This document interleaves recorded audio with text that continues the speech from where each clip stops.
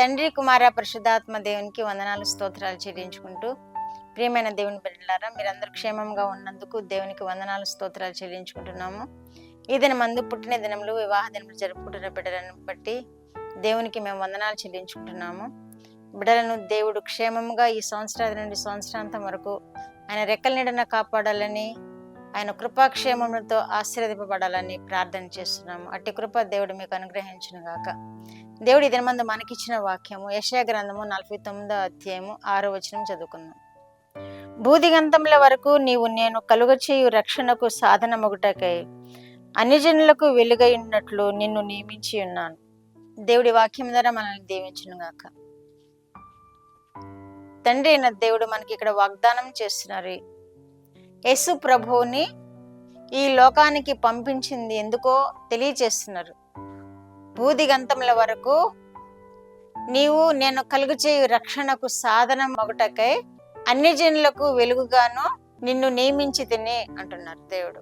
ఆయన జన్మను ధ్యానిస్తూ ఉన్నాము, మనము ఆయనను స్తుతిస్తూ ఉన్నాము. ఆయన జన్మం యొక్క ఆడంబరాలను మనము సంతోషంతో ఆహ్వానిస్తున్నాము. ఆయన మహిమను కొనియాడుతూ ఉన్నాము. ఆయన పుట్టుకను మనము ధ్యానిస్తూ ఉన్నాము. భూదిగంతల ఎంతటా దేవుని యొక్క రక్షణకు సాధనముగా ఉంటున్నారు. యేసు ప్రభు వారు మనకి రక్షణ ఇవ్వడానికి ఆయన సాధనముగా ఉన్నారు. ఆయనే రక్షణ కనుక ఆ రక్షణను మనకి ఇవ్వడానికి ఆయన ఒక సాధనముగా భూమి మీదకి పంపించినట్లు మన వాక్యంలో చూస్తున్నాము. మనకు రక్షకుడు ఉంటే మనకు ఎంత క్షేమమో, ఎంత ఆశీర్వాదమో, మనము ఎంత ధన్యులమో అది మనము గ్రహించగలుగుతూ ఉన్నాము. ఆ రక్షకుడే యేసుక్రీస్తు ప్రభు వారు ఈ భూమి మీదకి మనకు రక్షణ అనుగ్రహించడానికి ఆయన ఒక సాధనముగా పంపించినట్లుగా వాక్యంలో చూస్తున్నాం.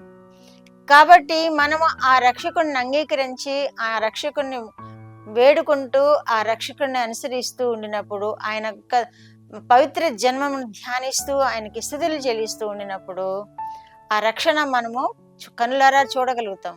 ఆ రక్షణను మనము అనుభవించగలుగుతాం. ఆ రక్షణలో మనము ఆనందించగలుగుతూ మన జీవితాలను గడపగలుగుతాం. కనుక మన యేసు ప్రభు వారి జన్మమును ధ్యానించాలి, ఆయనకు స్తుతి స్తోత్రములు చెల్లించాలి, ఆరాధించాలి, పూజించాలి.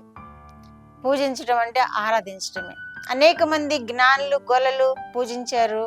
అనేక మంది ఆనాటి ప్రవక్తలు, యేసు ప్రభు వారి రాకడ కొరకు ఎదురు చూస్తున్న వారు కూడా అనేక మంది ఆయనను గురించి స్తుతించారు, కొనియాడారు. ఆ జన్మంని మనము జ్ఞాపకం చేసుకుంటూ మన కొరకు యేసు ప్రభు వారు ఉద్భవించిన స్థితిని మనము జ్ఞాపకం చేసుకుంటూ ఆయన జన్మమును కొనియాడుతూ స్తుతిస్తూ ఆరాధిస్తూ ఉండినప్పుడు ఆ రక్షణ మనకి లభిస్తుంది. ఆ రక్షణలో మన జీవితం అంతా కొనసాగించగలుగుతాము. ఇంకా ఆయన వెలుగై ఉండడానికి మనకి ఈ లోకంలోకి వచ్చానని తెలియజేస్తున్నారు. ఆయన రక్షణ ఇవ్వడానికి మాత్రమే కాదు, వెలుగై ఉండడానికి, మనకి వెలుగు చూపించడానికి ఆయన వచ్చారు. ఆయన ఉద్భవించినప్పుడు ఆకాశంలో నక్షత్రం వెలుగిచ్చి ఏ విధంగా నడిపించిందో, ఆయన ఉద్భవించినప్పుడు వెలుగు గొల్లలకు ఏ విధంగా కనిపించిందో, ఆ వెలుగు కంటే ఉన్నతమైన వెలుగులో మనల్ని నడిపించే దేవుడుగా ఉన్నాడు. కొద్ది కాలం మాత్రమే వారు చూడగలిగారు ఆ వెలుగు. మనము రక్షకుడిని అంగీకరించినప్పుడు, మనం రక్షకుడిని స్వీకరించినప్పుడు, రక్షకుని యొక్క మహిమను కొనియాడుతూ మన జీవితాలు గడిపినప్పుడు ఆ వెలుగును మనకు కూడా జీవితాంతం అనుగ్రహించే దేవుడుగా ఉన్నాడు. ఈ పండుగ దినాల్లోనే కాదు ఆయన మనకి వెలుగునిచ్చేది, మన జీవితాంతము ఆయన మనకు రక్షణగాను, వెలుగుగాను, రక్షకుడుగాను ఉండే దేవుడుగా ఉన్నాడని మనం జ్ఞాపకం చేసుకొని ఆయనను మనం ఆరాధిద్దాము, పూజిద్దాము, సేవిద్దాము, ఘనపరుద్దాము.